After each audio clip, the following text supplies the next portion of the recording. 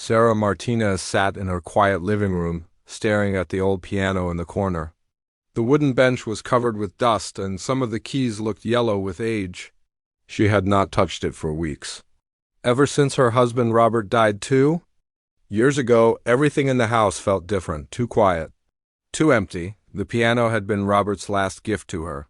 He bought it for their 40th wedding anniversary, 3 years before he got sick. Sarah remembered how excited he was when the delivery men brought it through the front door. The piano barely fit in their small living room, but Robert did not care. "Now you can play again like when we first met," he had said with a big smile.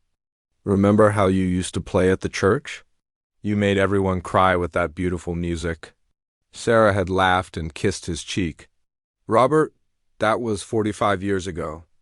I'm too old to play piano now," but Robert shook his head. "Music never gets old, Sarah. It just waits for you to come back to it." For the first year after Robert bought the piano, Sarah barely touched it. She was too busy taking care of him.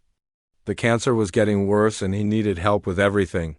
Cooking, walking, even getting dressed became hard for him. Sarah spent all her time making sure he was comfortable and happy. After Robert died, Sarah felt lost. She had worked as a librarian for 30 years before she retired. She loved helping people find books and organizing the quiet reading rooms.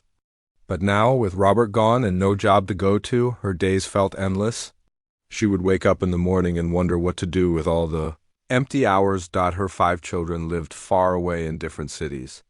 They called every week and visited when they could, but they had their own families and busy lives.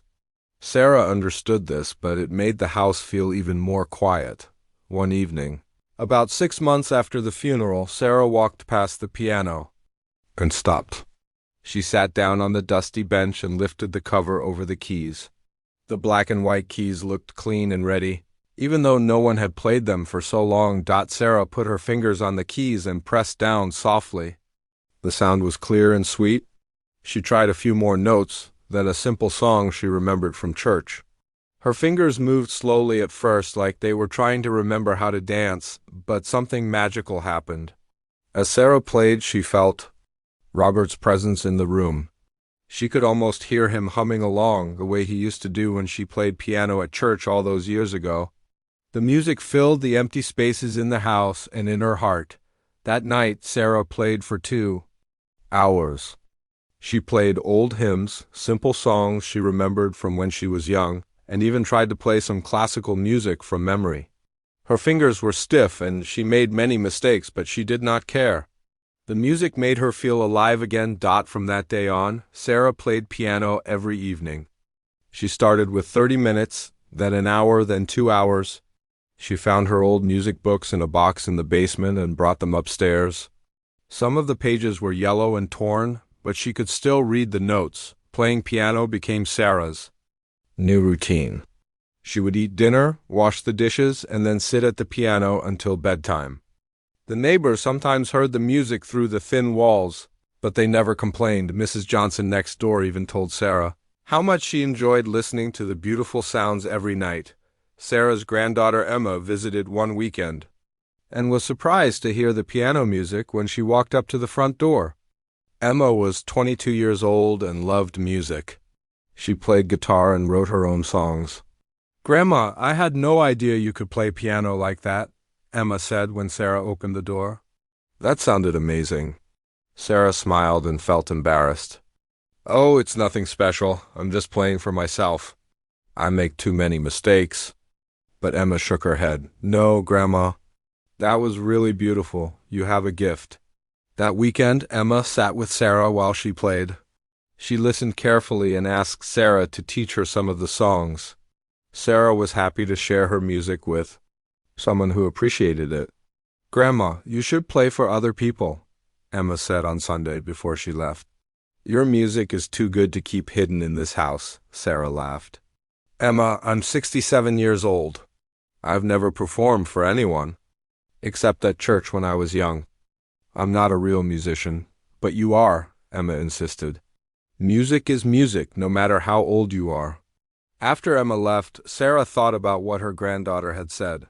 She remembered being young and dreaming of playing piano professionally. She had been good at it then, really good. But life got in the way. Marriage, children, work, and taking care of everyone else came first. Her dreams of music got smaller and smaller until they almost disappeared. But now, sitting alone in her quiet house, Sarah began to wonder, what if Emma was right? What if her music really was good enough to share with others? Sarah kept playing every night, but now she practiced more seriously. She worked on the songs until she could play them without looking at the music. She focused on making each note clear and beautiful. Her fingers became stronger and more flexible. One evening, while Sarah was playing a particularly moving piece, she started to cry. But these were not sad tears. They were tears of joy and discovery. She realized that the music was helping her heal from losing Robert. Each song was like a conversation with him, a way to feel connected to all the love they had shared. Sarah wiped her eyes and kept playing. For the first time in 2 years, she felt hopeful about the future. She did not know what would happen next, but she knew that music would be part of it. The old piano that had sat silent for so long was now the center of Sarah's life. Every evening, the small living room filled with beautiful sounds that seemed to bring color back to a world that had been gray and empty. Sarah had found her way back to herself through the simple act of putting her fingers on the keys and letting the music flow.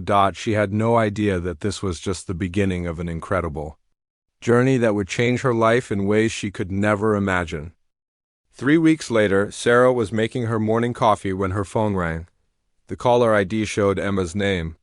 Sarah smiled as she answered. Her granddaughter usually called on Sundays, but today was Thursday. Hi, Emma. This is a nice surprise, Sarah said. Grandma, please don't be mad at me, Emma said quickly. Her voice sounded nervous and excited at the same time. Sarah sat down at her kitchen table. What did you do, sweetheart? Well, remember when I said you should share your music with other people? I recorded you playing last weekend when I was visiting. You were playing that beautiful song, the one that made me cry. Sarah's heart started beating faster. Emma, what did you do with that recording? I sent it to a television show. You know, America's Hidden Talents? It's that show where regular people perform and try to win money for their favorite charity? Sarah nearly dropped her coffee cup. You did what? Grandma, your music is so beautiful. People need to hear it. And I thought, if you won some money, you could donate it to the library where you used to work. They're always needing money for new books. Sarah felt dizzy. She had seen that television show a few times. Young people sang and danced and did amazing things. The judges were famous people who decided who was good enough to continue.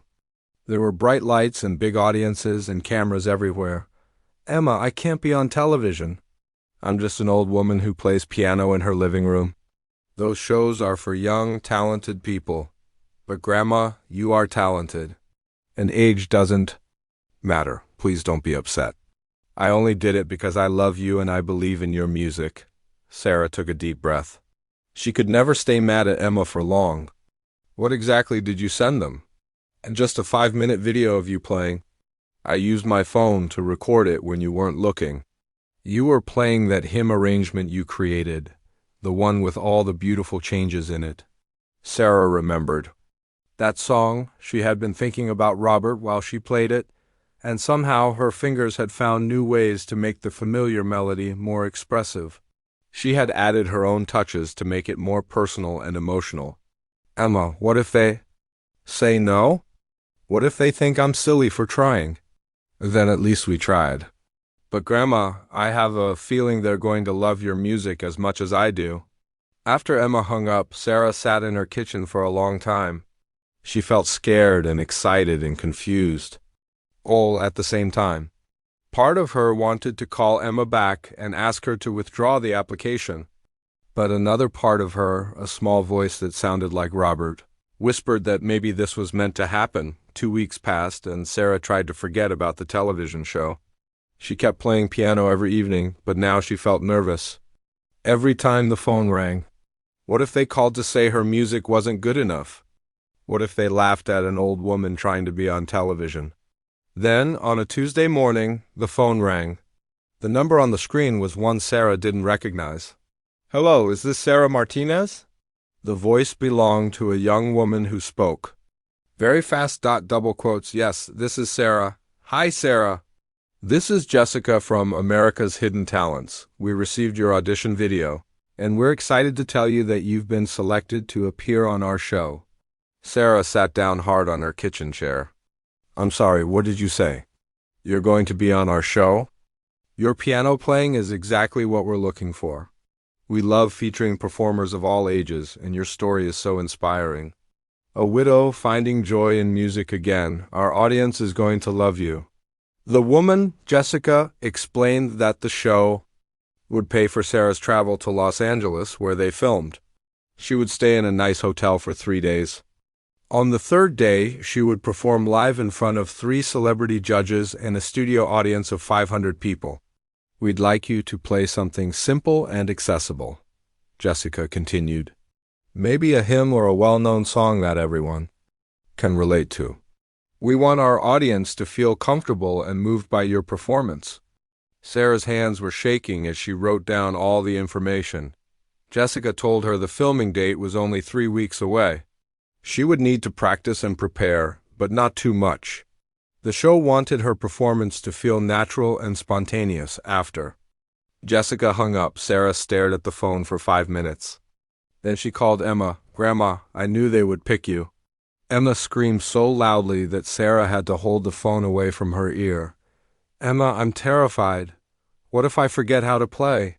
What if my hands shake too much? What if I embarrass myself on national television? Grandma, you're going to be amazing. This is your chance to show the world what I already know, that you have a beautiful gift." That afternoon, Sarah's daughter Linda called from Chicago. Emma had already told the whole family about Sarah's big news. "Mom, are you sure you want to do this?" Linda asked. "Television can be very stressful. Maybe you should think about this more carefully." Sarah understood that Linda was worried about her. All her children treated her like she was fragile now that Robert was gone. They meant well, but sometimes Sarah felt like they saw her as a helpless old lady instead of a person with her own dreams and abilities. "Linda, I know this is scary, but I think I need to try. Your father always said that life is too short to wonder what if." That evening, Sarah sat at her piano and thought about what song to play. Jessica had suggested something simple, but Sarah wanted to choose something that meant something special to her. She thought about all the songs that had helped her through the past 2 years of grief and healing. She decided to practice several different songs and see which one felt right when the time came. She worked on Amazing Grace, which had always been one of her favorites. She also practiced How Great Thou Art and In the Garden, 2 hymns that reminded her of Robert Dott as Sarah played that night. She felt Robert's presence in the room again. She could almost hear him encouraging her, telling her to be brave and share her gift with the world. "Okay, Robert," she whispered to the empty room. "I'll try to make you proud." The next 3 weeks passed quickly. Sarah practiced every day, but she also tried to stay relaxed. She didn't want to over-rehearse and lose the natural feeling that made her. Music special. Emma came to visit the weekend before Sarah was supposed to leave for Los Angeles. She helped Sarah pick out a nice dress to wear on the show and gave her a pep talk about believing in herself. "Grandma, whatever happens on that stage, you've already won," Emma said as they sat together at the piano. "You've found your music again, and you've shown that it's never too late to chase a dream." Sarah hugged her granddaughter tightly. "Thank you for believing in me, Emma, even when I didn't believe in myself." The night before her flight, Sarah played piano for 2 hours. She played all her favorite songs, and she felt peaceful and ready. Tomorrow, she would be on an airplane for the first time in 20 years, flying to a city she had never visited, to perform on a stage she had never imagined standing on. But tonight, she was just Sarah, playing piano in her quiet living room, with Robert's memory keeping her company and her music filling the empty spaces with hope. The airplane was bigger than Sarah had expected. She sat in her window seat, watching the clouds pass below, and tried to calm her nervous stomach. The flight attendant, a kind woman named Maria, noticed that Sarah looked worried. "First time Flying in a while? Maria asked with a gentle smile. 20 years, Sarah admitted.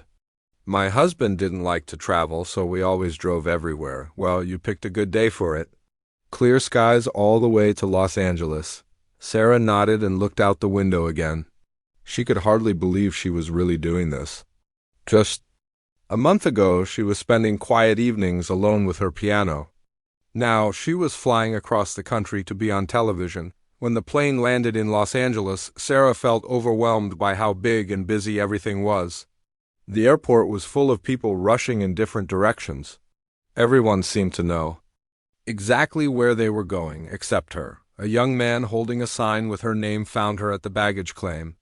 Mrs. Martinez, I'm David from the show. I'm here to take you to your hotel. David was very friendly and talked a lot during the drive. He told Sarah about all the different people who would be performing on the show. There was a teenage boy who could juggle while riding a unicycle, twin sisters who sang opera, an old man who did magic tricks, and several other musicians. You're going to love the other contestants, David said. Everyone is so supportive of each other. It's like a big family. The hotel was fancier than any place Sarah had ever stayed. The lobby had marble floors and crystal chandeliers. Her room was on the 10th floor with a view of the city. Sarah sat on the huge bed and called Emma to let her know she had arrived safely. How does it feel to be in Hollywood, Grandma? Emma asked. Scary and exciting at the same time, Sarah said honestly.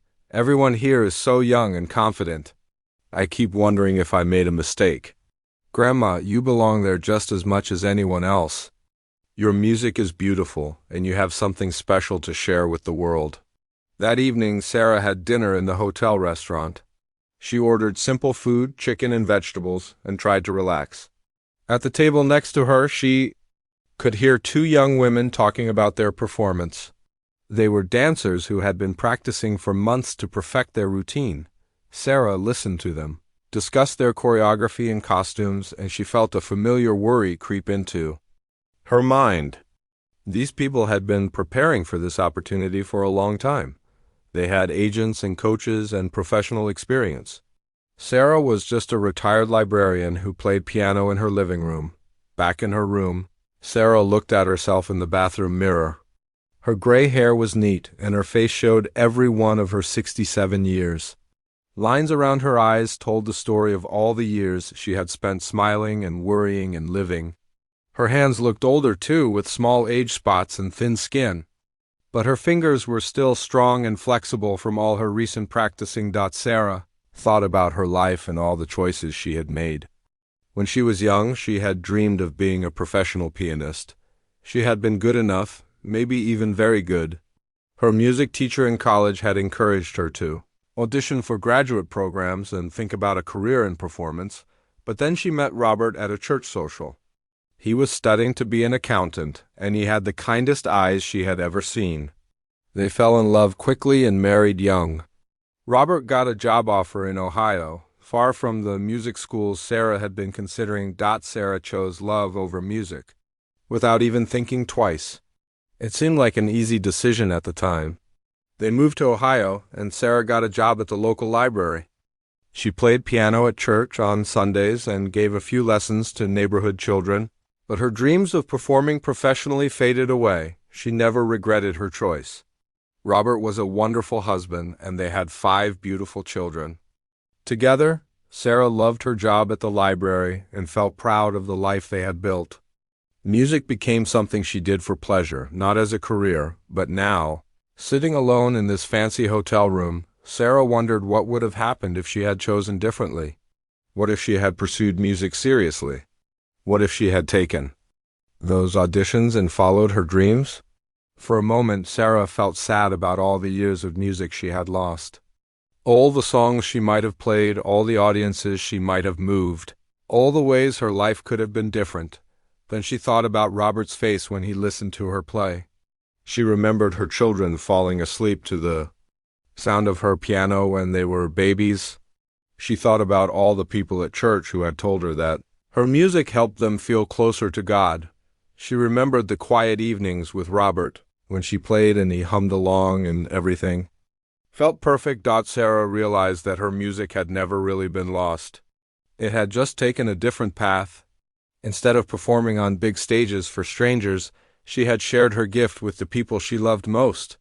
That was valuable too, even if the world never knew about it. But now, somehow, she had been given a second chance. At 67 years old, she was finally going to perform for a large audience.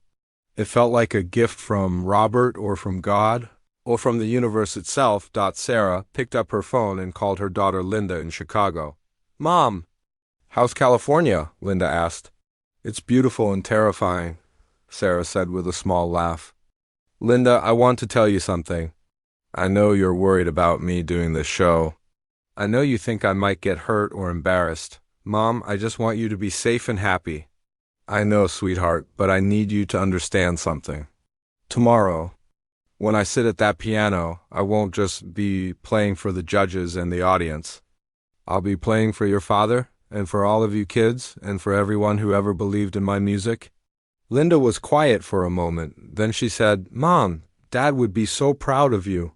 "I think so too," Sarah said, and for the first time since arriving in Los Angeles, she felt truly calm. The next morning, Sarah woke up early and ordered room service breakfast. She ate slowly and tried to appreciate the fancy food, fresh fruit, perfectly cooked eggs, and coffee that tasted better than anything she had ever made at home. She spent the morning practicing on the small keyboard the show had provided for her fingers felt good, and the music flowed naturally. She was ready. At noon, David arrived to take her to the television studio. As they drove through the busy streets of Los Angeles, Sarah looked out the window at palm trees and billboards, and buildings that seemed to touch the sky. "Are you nervous, Mrs. Martinez?" David asked. Sarah thought about the question. "Yes," she said, "but I'm also excited. I feel like I've been waiting my whole life for this moment, even when I didn't know it was coming." When they arrived at the studio, Sarah saw a long line of people waiting to get inside. Some were contestants like her, and others were audience members who had come to watch the show being filmed. Sarah took a deep breath as she walked toward the building. She was about to step into a world she had only seen on television, a world of bright lights and cameras and hundreds of strangers watching her every move. But she was ready. She had her music, she had her memories of Robert, and she had the love and support of her family. Whatever happened next, she would face it with courage and grace. The quiet librarian from Ohio was about to become something she had never imagined possible, a performer on one of the biggest stages in America. The backstage area was nothing like Sarah had imagined. She thought it would be quiet and calm, like the library where she used to work. Instead, it was busy and loud, with people rushing around carrying equipment and clipboards. The walls were painted bright colors, and there were mirrors everywhere with lights around them like in movie star dressing rooms. A woman with a headset and a clipboard approached Sarah. "Mrs. Martinez, I'm Jennifer, your stage manager. Welcome to the show." Jennifer led Sarah through a maze of hallways to a small room with her name on the door. Inside was a comfortable chair, a table with water and snacks, and a television screen showing what was happening on the main stage. "You're scheduled to perform in about 2 hours, Jennifer explained. "The makeup artist will come see you in 30 minutes, and then we'll do a quick sound check. Try to relax and enjoy the experience." After Jennifer left, Sarah sat in the chair and watched the television screen.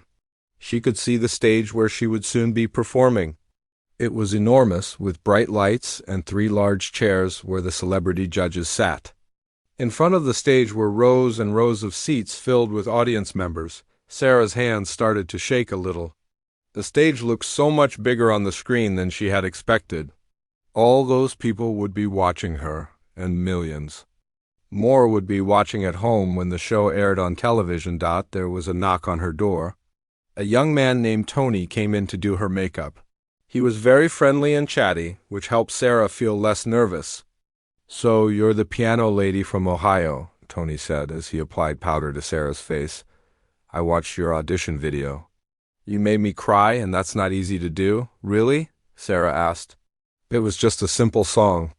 "Honey, there's nothing simple about the way you play.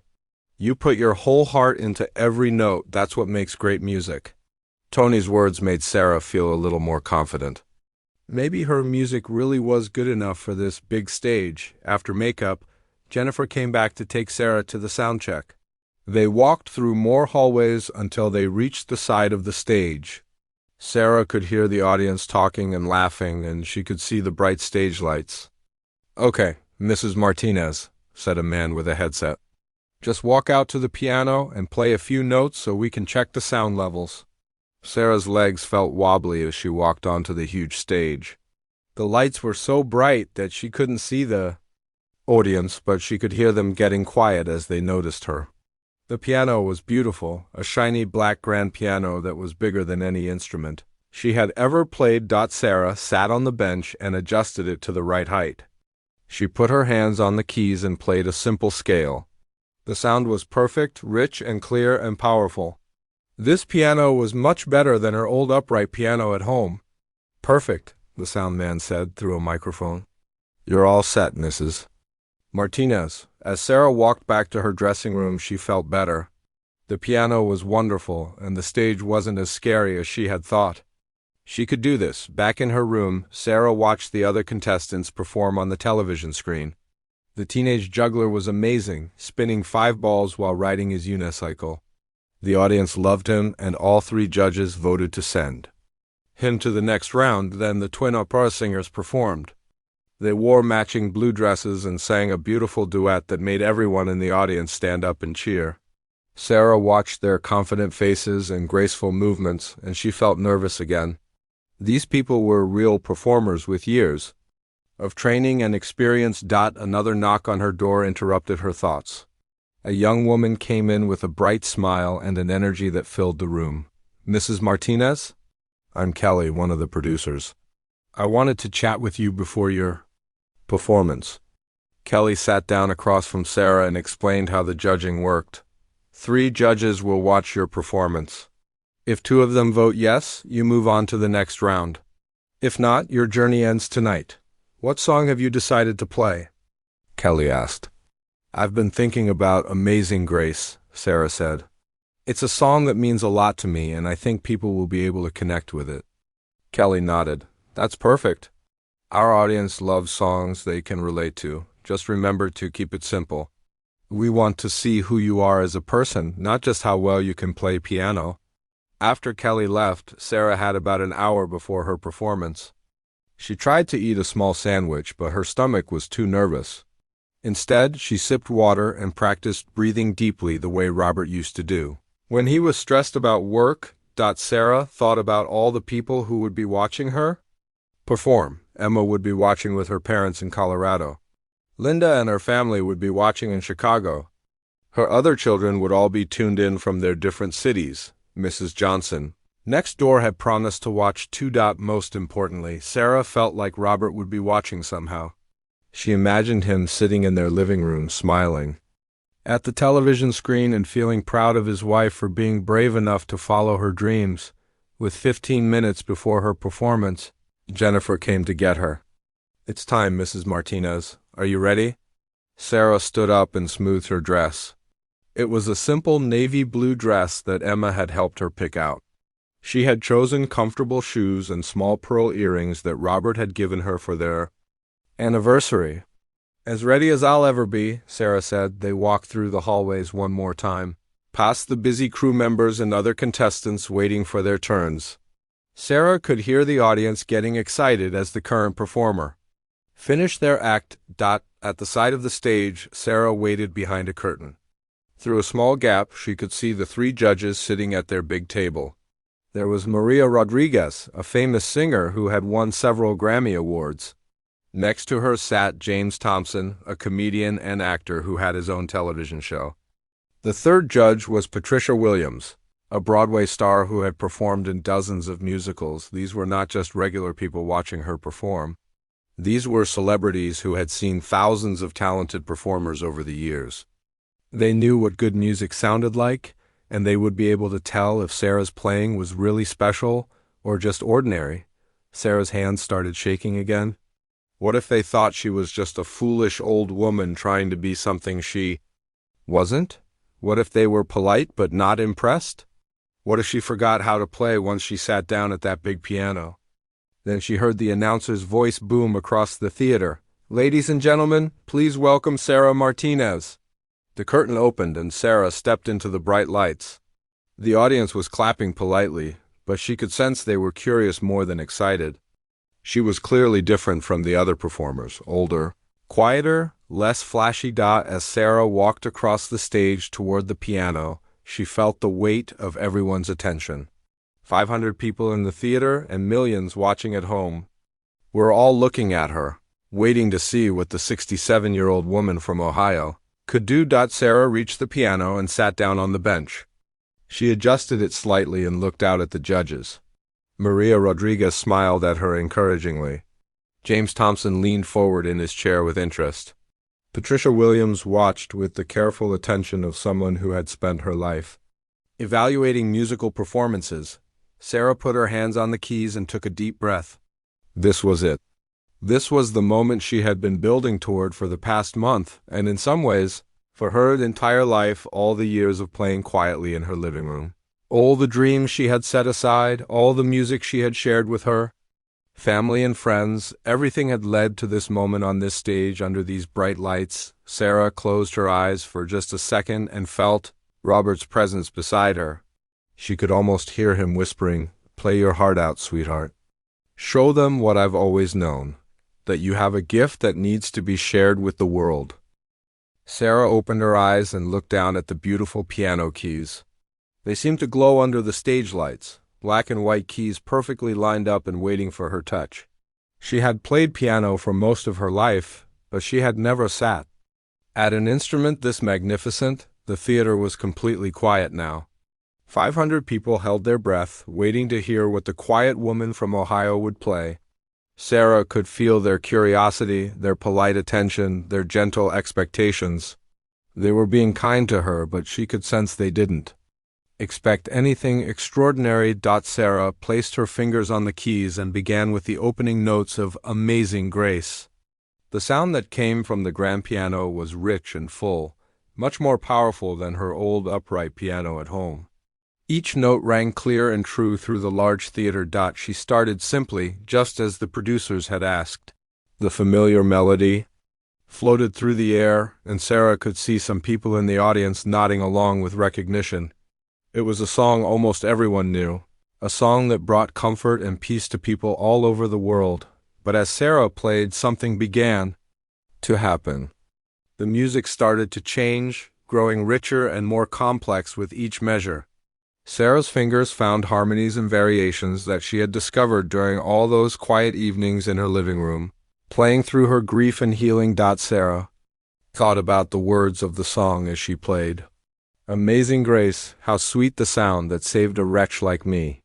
She thought about all the times in her life when she had needed grace, when Robert was sick, when he died, when she felt lost and alone in her empty house. Her left hand began adding deeper bass notes, creating a foundation that made the melody soar even higher. Her right hand found delicate decorations and flourishes that turned the simple hymn into something more personal and expressive. The judges began to sit up straighter in their chairs. Maria Rodriguez stopped looking at her notes and focused completely on Sarah's performance. James Thompson leaned forward, his mouth slightly open in surprise. Patricia Williams tilted her head, listening with the trained ear of someone who had heard beautiful music her entire career. Sarah was no longer playing just the song that was written on the page. She was telling her story through the music. Each note carried the weight of her experiences: 45 years of marriage, raising 5 children, working at the library, caring for Robert through his illness, and finding her way back to music after he was gone. The simple hymn began to include elements that Sarah had learned years ago during her classical training. She added jazz-influenced chords that gave the music a modern feeling. She created dynamic changes, playing some sections softly and intimately, then building to powerful moments that filled the entire theater with sound. In the audience, people stopped whispering to each other. Conversations died away as Sarah's music demanded their complete attention. Some audience members found themselves wiping away unexpected tears. Others simply sat in amazement, wondering how this ordinary-looking grandmother was creating such extraordinary music. Sarah played a section that reminded her of Robert's gentle spirit, with soft, flowing notes that seemed to dance around each other like two people who had loved each other for decades. Then she transitioned into a passage that spoke of loss and sorrow, with darker harmonies and slower rhythms that made everyone in the theater feel the weight of her grief. But the music didn't stay sad. Like Sarah's own journey, it began to climb toward hope and renewal. Her fingers found brighter chords and faster rhythms that spoke of new beginnings and the courage to start over. The melody soared higher and higher, carrying everyone in the theater along with it. Patricia Williams, the Broadway judge, felt goosebumps on her arms. In all her years of performing and judging, she had rarely heard music that was so technically excellent and emotionally honest at the same time. This woman was not just playing notes on a piano. She was sharing her soul with everyone in the room. Sarah's performance was building towards something powerful. She could feel it coming, like a wave gathering strength before it crashes on the shore. All the music lessons from her youth, all the hours of practice over the years, all the emotion from losing and finding Robert again through music, everything was coming together in this moment. The final verse of Amazing Grace became something completely new under Sarah's hands. She played it with the wisdom of someone who had lived through real loss and discovered real grace. The melody was still recognizable, but it was transformed by her personal interpretation. Some people in the audience were openly crying now. A man in the third row thought about his own wife, who had died the year before. A young woman in the balcony remembered her grandmother, who used to play piano at family gatherings. Parents held their children a little tighter, thinking about how precious and fragile life could be. The judges were completely absorbed in Sarah's performance. Maria Rodriguez felt tears forming in her eyes, something that rarely happened during the show. She had heard thousands of singers and musicians over the years, but Sarah's playing had a quality that went beyond technical skill. It had authenticity, depth, and the kind of emotional honesty that couldn't be taught or faked. James Thompson, who was usually quick with jokes and funny comments, sat in complete silence. He found himself thinking about his own father, who had played guitar when James was a child. Sarah's music brought back memories of sitting on the porch in the evening, listening to his dad play old songs while the sun went down. As Sarah approached the end of the song, she brought all the musical elements together in a final, soaring statement of the melody. Her arrangement had taken the audience on a complete emotional journey, from simple recognition, through grief and struggle, to hope and transcendence. The last notes of Amazing Grace hung in the air for a moment that seemed to last forever. Sarah's hands remained on the keys, and the theater was completely silent. It was the kind of silence that follows truly great music, when an audience needs a moment to process what they have just experienced. Sarah looked up from the piano for the first time since she had started playing. She could see the judges clearly now, and their faces told her everything she needed to know. Maria Rodriguez was wiping tears from her eyes. Patricia Williams was staring at Sarah with amazement and respect. James Thompson was shaking his head slowly, as if he couldn't quite believe what he had just heard. In the audience, people were still frozen in their seats, not wanting to break the spell that Sarah's music had created. Some were crying openly. Others sat with their mouths open in surprise. A few were smiling with the kind of joy that comes from witnessing something truly beautiful and unexpected. Sarah realized that she had done something she had never imagined possible. She had taken a simple song, one that the producers had given her because they thought it would be easy and safe, and she had turned it into something powerful and transformative. She had not just played Amazing Grace. She had used her life experience, her musical training, and her deep understanding of loss and healing to create a performance that touched everyone in the theater. She had proven that age and experience could be just as valuable as youth and energy. Most importantly, Sarah had honored Robert's memory and her own musical gifts. She had shared her story with the world through music, just as Emma had encouraged her to do. She had been brave enough to be vulnerable, And the result was something beautiful. The silence stretched for several more seconds. Then, slowly, the spell began to break, and the theater prepared to explode with the kind of response that follows a truly extraordinary performance. The silence lasted for what felt like hours but was really only a few seconds. Then, like a dam breaking, the entire theater erupted in applause. But this wasn't the polite clapping that Sarah had heard for the other performers. This was something different, thunderous, emotional, and completely spontaneous. People jumped to their feet before they even realized what they were doing. The standing ovation started in the front rows and spread like wildfire through the entire audience. 500 people were on their feet, clapping and cheering and crying all at the same time. Sarah sat at the piano bench, overwhelmed by the response. She had never heard anything like this before. The sound was deafening, and it seemed to go on forever. She looked out at the audience and saw faces filled with joy, surprise, and deep emotion. Some people were wiping tears from their eyes while they clapped. Others were smiling so widely it looked like their faces might break. At the judges' table, the three celebrities were also on their feet. Maria Rodriguez was clapping with tears streaming down her face.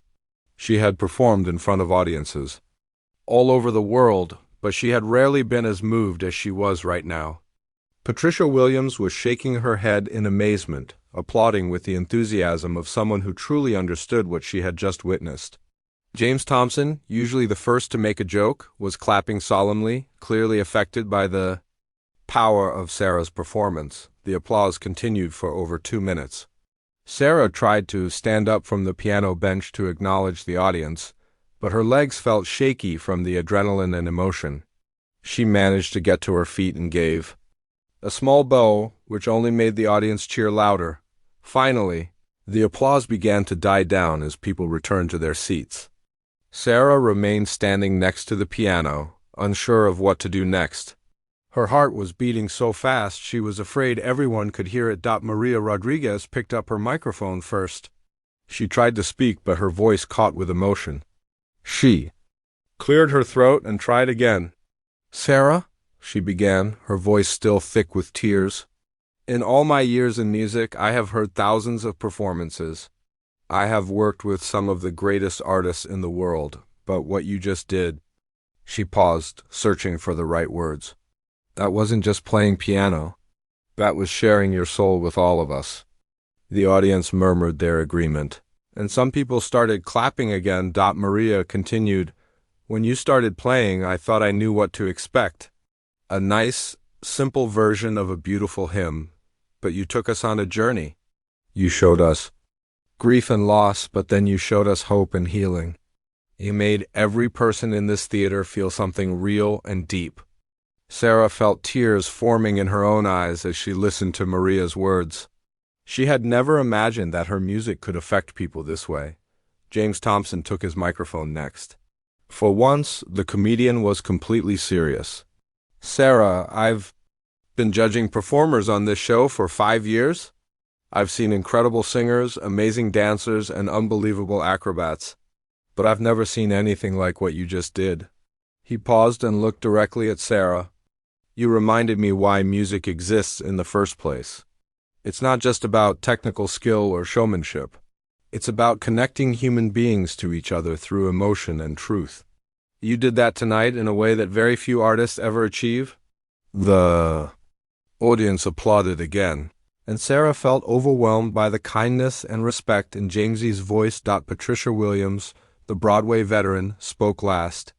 Her voice was steady but filled with emotion. "Sarah, I need you to understand something. What you just performed was not amateur music. That was professional-level artistry of the highest caliber." She stood up from her chair as she continued speaking. "I have performed with symphony orchestras and in the greatest theaters in the world. I know exceptional music when I hear it. Your arrangement of that hymn was sophisticated, emotionally intelligent, and absolutely masterful." Patricia's words hit Sarah like a wave. She had spent so many years thinking of herself as just someone who played piano for fun. To hear a Broadway star call her performance masterful was almost too much to believe. "But more than that," Patricia continued. You reminded all of us that life experience and emotional maturity are gifts that can't be taught in any music school. The depth and wisdom in your playing comes from having lived a full life, from having loved deeply and lost greatly and found the courage to hope again. The audience was completely silent now, hanging on every word. Sarah, you are not just a talented amateur. You are an artist in the truest sense of the word. And age has not diminished your gift. It has deepened it into something truly extraordinary. Sarah was crying openly now. She had waited her entire life to hear words like these. All the years of wondering if she had made the right choice by putting music aside. All the times she had questioned whether her playing was really any good, all of that was healed by the recognition and respect she was hearing from these accomplished musicians. The judges had to vote on whether Sarah would continue to the next round of the competition. One by one, they pressed the buttons in front of them that would light up green for yes or red for no. Maria Rodriguez pressed her button first. A bright green light appeared in front of her. "That's a yes from me," she said with a big smile. Patricia Williams pressed her button next. Another green light. "Absolutely yes," she said firmly. James Thompson was the last to vote. He looked at Sarah with a warm smile and pressed his button. The third green light appeared and the audience exploded in cheers again. "Sarah Martinez, you are going to the next round." The show's host announced over the noise of the crowd, but Sarah barely heard the announcement. She was thinking about Robert and how proud he would be. She was thinking about Emma, who had believed in her music enough to send that first video. She was thinking about all the people who had listened to her play over the years and told her that her music was special. As Sarah walked off the stage, other contestants waiting in the wings rushed to congratulate her. The teenage juggler gave her a big hug. The opera twins told her that her performance had made them cry. Even the crew members who worked behind the scenes were smiling and clapping as she passed by. Back in her dressing room, Sarah sat down in the chair and looked at herself in the mirror. She looked the same as she had a few hours earlier, a 67-year-old woman with gray hair and lines around her eyes, but something fundamental had changed. She no longer saw herself as just a retired librarian who played piano as a hobby. For the first time in her adult life, Sarah saw herself as what she had always been but had been afraid to claim, a real musician, an artist, someone whose gift was worthy of being shared with the world. Her phone was buzzing with text messages from her family. Emma had sent a message in all capital letters. "Grandma, you were amazing. I'm so proud of you." Linda had written, "Mom, Dad would be so proud. You were absolutely beautiful up there." Sarah smiled as she read the messages. She thought about calling Robert's number, just to hear his voice on the voicemail one more time. But she didn't need to. She could feel his presence with her, his pride and love surrounding her like a warm embrace. The scared, uncertain woman who had walked onto the stage just an hour earlier was gone. In her place was someone who had rediscovered her true self, through the power of music and the courage to be vulnerable in front of strangers. Sarah Martinez, the artist, had finally been born. The next few hours passed in a blur of excitement and disbelief. Sarah was interviewed by several people from the show's production team, who wanted to capture her reaction while the emotions were still fresh. She tried her best to answer their questions, but she kept feeling like she was in a dream that might end at any moment. "How do you feel right now, Sarah?" asked a young reporter with a video camera. "I feel like I'm floating," Sarah said honestly. "I've been playing piano my whole life, but tonight I felt like I finally understood what music was really for. It's not just about the notes or the technique. It's about sharing something true with other people." Back at her hotel that evening, Sarah's phone didn't stop ringing. Emma called first, crying and laughing at the same time. "Grandma, I watched it live in the studio audience. I flew out here to surprise you, but I didn't want to make you more nervous by telling you I was here. You were absolutely incredible." Sarah was shocked. "Emma, you were there, in the theater?" "I was in the third row. I saw everything. Grandma, you should have seen the judges' faces. They looked like they couldn't believe what they were hearing." And the audience, people were crying and smiling and just completely amazed. Emma's voice became more serious. Grandma, I need you to know something. When I sent that first video to the show, I believed in your music. But what you did tonight was so much more than I ever imagined. You didn't just play a song, you changed people's lives. After talking to Emma, Sarah spoke with each of her children. Linda called from Chicago, her voice full of pride and amazement. Mom, I was wrong to worry about you doing this show. You belonged on that stage more than anyone. Her son Michael called from Seattle.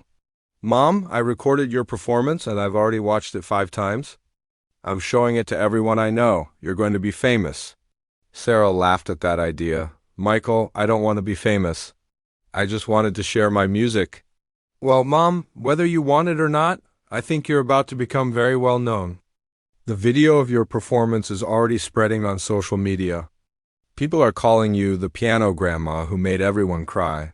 Over the next few days, Michael's prediction came true.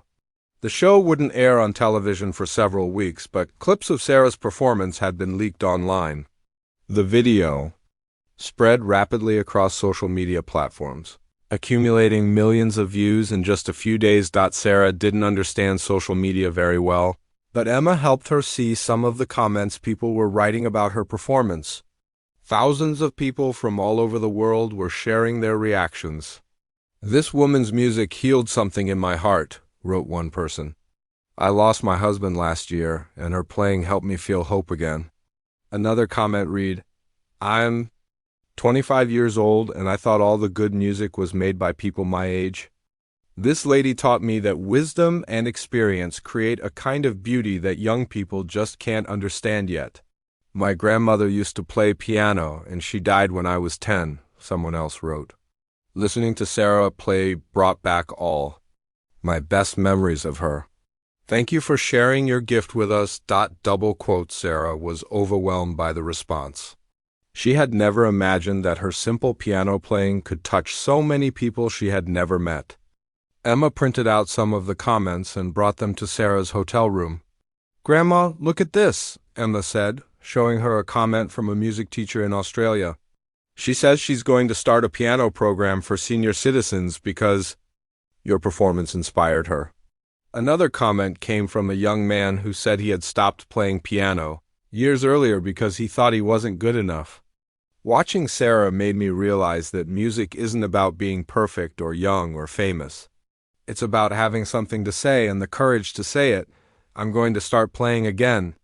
Sarah read comment after comment, each one telling a personal story about how her music had affected someone's life.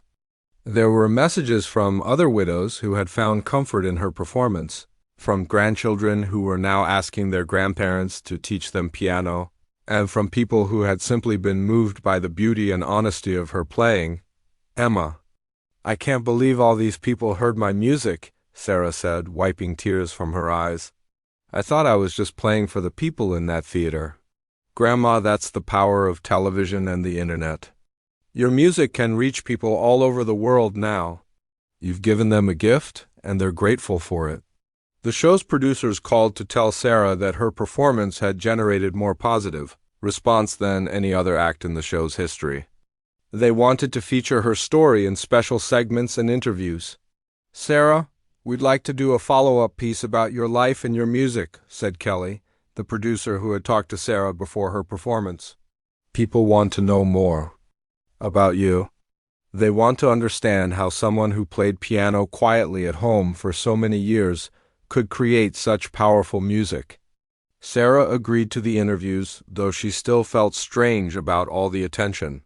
She had always been a private person who preferred quiet conversations to big public events. During one interview, a reporter asked her about the moment when she decided to transform Amazing Grace into something more complex and personal.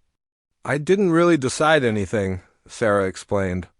I just started playing and the music seemed to take on a life of its own. All those years of playing in my living room, thinking about my husband and my family and my life, somehow all of that came through my fingers onto the piano keys. Do you think your age and life experience made your performance more powerful? The reporter asked. Sarah thought about the question carefully. I think every musician, no matter how old they brings their life to their music. When I was young, I could play all the right notes, but I didn't have much to say with them. Now I have a whole lifetime of stories and emotions to share. The sadness of losing Robert, the joy of raising my children, the satisfaction of helping people at the library, all of that is part of who I am, and it comes out in my music. 3 days after her performance, Sarah flew back to Ohio. Emma accompanied her on the plane, and they spent the flight talking about everything that had happened. "What will you do now, Grandma?" Emma asked as their plane began its descent. Sarah looked out the window at the familiar landscape of her home state. "I think I'll keep playing piano," she said with a smile. "But maybe not just in my living room anymore." When they arrived at Sarah's house, there were news crews waiting on her street. Neighbors had gathered to welcome her home, and someone had put up a banner that read, "Welcome home, Sarah." Our local music star, Mrs. Johnson from next door, was the first to greet her. "Sarah, dear, I watched your performance 3 times already. You made our whole neighborhood proud." As Sarah walked into her house, everything looked exactly the same as when she had left. Her old piano sat in the corner, dusty and patient. But Sarah knew that she was not the same person who had left this house just a few days earlier. She was still a widow, still a retired librarian, still a grandmother from small-town Ohio, but now she was also something else, a musician whose gift had touched millions of people around the world. She had proven to herself and to everyone else that it's never too late to share your talents with the world. Sarah sat down at her old piano and began to play. The sound was different now, not because the piano had changed, but because she had changed. Every note carried the confidence and validation she had received on that bright stage in Los Angeles. As she played, Sarah thought about all the people who had written comments about her performance, all the lives that had been touched by her music. She realized that her journey was just beginning. The scared woman who had walked onto that stage had been transformed into someone with a mission to prove that age, experience, and authentic emotion were powerful forces in art and in life. Outside her window, she could see reporters and neighbors still gathered on the street. Tomorrow, her phone would ring with opportunities and requests for interviews. Her quiet life had become public in a way she never could have imagined. But tonight, she was just Sarah, sitting at her piano, playing music that came from her heart. And for the first time in years, she felt completely, truly alive. 6 months after her appearance on America's Hidden Talents, Sarah's life had changed in ways she never could have imagined. The quiet retirement she had expected to live was replaced by a schedule filled with music, travel, and purpose. The morning after returning from Los Angeles, Sarah woke up to find her phone buzzing with calls from people all over the country. Retirement communities wanted her to come perform for their residents. Music schools invited her to give talks about finding music later in life. Churches asked her to play at special services. At first, Sarah felt overwhelmed by all the attention. She was comfortable playing piano in her living room, but the idea of traveling and performing for strangers seemed scary. Emma helped her sort through the requests and choose the ones that felt most meaningful. "Grandma, you don't have to say yes to everything," Emma advised. "Pick the things that feel right to you, the places where you think your music can really help people." Sarah's first official performance after the television show was at a retirement community in Columbus, Ohio. She was nervous as she drove the 2 hours to get there, but when she arrived, she found a room full of people who reminded her of herself. Older adults who had lived full lives and had stories to tell. Sarah played several hymns and classical pieces for the residents, but the real magic happened when she talked between songs. She shared her story about losing Robert, about finding music again, and about discovering that it's never too late to pursue your dreams. "I spent 2 years feeling like my life was over because my husband was gone," Sarah told the audience. "But music taught me that even in our sadness, we can still create something beautiful. Even when we think we're too old to matter, we still have gifts to share with the world." After her performance, residents came up to talk with her. A woman named Dorothy told Sarah that she used to paint watercolors but hadn't touched a paintbrush since her husband died. "You've inspired me to try again," Dorothy said with tears in her eyes. A man named Frank said he had played violin as a young person but gave it up when he started working and raising a family. Maybe it's time to get my violin out of the closet, he said thoughtfully. These conversations showed Sarah the real power of her music. It wasn't just about entertainment. It was about encouraging other people to rediscover their own creativity and purpose. Over the next few months, Sarah performed at dozens of retirement communities, grief support groups, and senior centers. Each performance was different, but the message was always the same. Life experience is valuable, creativity doesn't have an expiration date, and it's never too late to share your gifts with the world. Sarah also started working with a local music therapist to develop programs for people dealing with grief and loss. They created piano workshops where widows and widowers could learn to express their emotions through music, even if they had never played an instrument before. Music therapy isn't about becoming a professional musician, Sarah would tell the participants. It's about finding a way to process your feelings and connect with other people who understand what you're going through. The television show eventually aired, and Sarah's performance reached an even wider audience. The episode featuring her became the most watched in the show's history. Sarah didn't win the overall competition. That honor went to a young acrobat from Brazil, but everyone agreed that her performance was the most emotionally powerful. Of the season, Magazine writers interviewed Sarah about her unexpected success. She appeared on morning talk shows and was featured in articles about second chance dreams and the power of music to heal. Despite all the attention, Sarah remained humble and focused on the real purpose of her music. "I'm not a celebrity," she would tell reporters. "I'm just a grandmother who learned that sharing your gifts with others can change your life and maybe help change theirs too." One of the most meaningful invitations Sarah received came from a university music school. They asked her to speak to students about the role of life experience in musical expression. Standing in front of a lecture hall filled with young musicians, Sarah felt nervous at first. These students had spent years studying music theory and technique. What could she teach them? "You all play much better than I do," Sarah began. "You know more about music theory, you have stronger technique, and you have decades ahead of you to perfect your craft. But I want to share something with you that you can't learn from books or practice exercises." Sarah sat down at the grand piano on the stage and played a simple scale, then played the same scale with subtle emotional inflections that made it sound completely different. "Music isn't just about playing the right notes at the right time," she continued. "It's about having something to say and knowing how to say it. Every experience you have, every joy, every heartbreak, every quiet moment of contentment becomes part of your musical vocabulary." She played a brief excerpt from her arrangement of Amazing Grace, and the room fell silent. "I couldn't have played this song the way I did when I was your age, not because I wasn't technically capable, but because I hadn't lived enough to understand what the music was really about. Don't be in such a hurry to achieve everything right now. Live your lives fully, and let those experiences deepen your music over time." The students gave her a standing ovation, and several came up to her afterward to say that her talk had changed how they thought about their musical careers. As the months passed, Sarah found a new rhythm in her life. She still lived in her small house in Ohio, still played piano every evening, and still missed Robert every day. But now her life had expanded beyond the borders of her quiet existence. She traveled once or twice a month to perform and speak, always returning home to the familiar comfort of her old piano and her memories of Robert.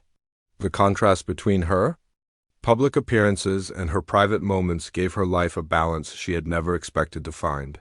Emma visited often, and they would sit together at the piano, with Sarah teaching her granddaughter some of the songs that had become her signature pieces. Emma was working on a documentary about Sarah's journey, wanting to capture the story of how one person's courage to be vulnerable had inspired thousands of others. "Grandma, do you ever regret not pursuing music professionally when you were young?" Emma asked during one visit. Sarah thought about the question as she often did when people asked about her choices. "I used to wonder about that," she said. but I think everything happened exactly when it was supposed to. When I was young, I didn't have enough life experience to create the kind of music that really moves people. And if I had become a professional musician then, I might not have had the experiences that made my music meaningful now. She paused and looked at the old piano where this entire journey had begun.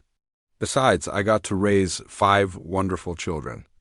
I had 45 years with the love of my life, and I helped thousands of people find books and information at the library. That was a good life, too. But now you have both, Emma pointed out. You have all those life experiences, and you get to share your music with the world, Sarah smiled. Yes, now I have both. And that feels like a gift I didn't earn, but somehow received anyway. On quiet evenings when Sarah wasn't traveling, she would sit at her piano and play for an audience of one Robert's memory. She would tell him about the places she had been and the people she had met. She would play new arrangements she had created and ask his opinion of them, even though she could only imagine his responses. "You were right, she would say to the empty room. "You told me that music never gets old, it just waits for you to come back to it. I thought I was done with music, but it was never done with me." Sarah's story became an inspiration to people far beyond those who heard her perform in person. Her message was simple but powerful. It's never too late to discover who you're meant to be. Creativity and purpose don't have expiration dates. And sharing your authentic self with the world can create connections you never imagined possible. The quiet librarian from Ohio had become an unlikely symbol of second chances and the courage to pursue dreams that seemed impossible. She proved that sometimes the most beautiful music comes not from those who have never known sorrow, but from those who have learned to transform their pain into something that can heal others. Every evening, when Sarah sat down at her old piano and began to play, she knew that her music was traveling far beyond the walls of her small living room. Through videos and recordings, through the memories of people who had heard her perform, and through the countless individuals who had been inspired to pursue their own abandoned dreams, her simple piano playing had become part of a much larger symphony, one that celebrated the enduring power of the human spirit to create beauty from the raw materials of a fully lived life. Sarah Martinez, who had once thought her story was ending, had discovered that it was really just beginning. And every note she played was a testament to the truth that had carried her through grief and into unexpected joy. It's never too late to let your light shine.